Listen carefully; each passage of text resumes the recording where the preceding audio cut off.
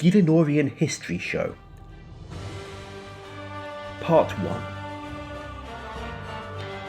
My name is Boulder, and I was invited by John the historian to tell you all about the trolls in Gilinor.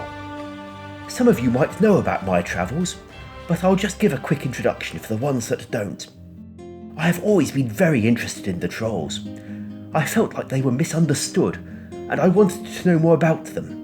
I decided this show was the perfect chance to tell the people of Gilinor about the information I had found on the trolls. The trolls have been living in Gilinor since before the Third Age. The first encounter with trolls that we know of is next to Troll Country roughly 6,000 years ago, when a war between the Keldagrim dwarves and the trolls from the Troll Country broke out. This war began when the dwarves began to hide in a cave system in which Keldagrim has now been built.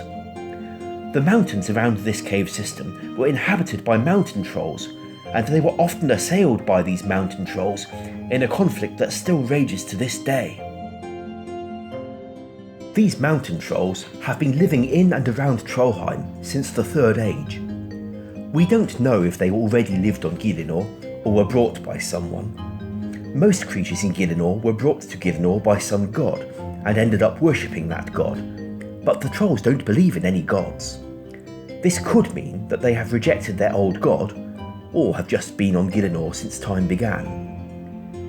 There is no solid evidence for this, however, as the trolls don't seem to have any written history. All their known history comes from outside sources or verbal stories passed by trolls over the years. Most trolls aren't smart enough to remember all these stories and just make up their own, so their real history could be lost forever. The mountain trolls are of lower intelligence than most creatures in Gilinor, but they aren't as dumb as many seem to think.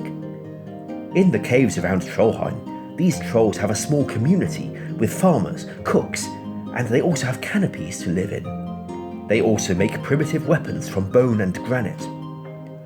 Oddly, the trolls, while violent and warlike in nature, do not appear to have the need to expand their borders. While they have been involved in many conflicts, chiefly with dwarves, and more recently the town of Berthorpe, the trolls have stayed in their relative locations. As Ghanaian scholars have puzzled over this for many decades, as logic would dictate that the troll race would have died out many generations ago.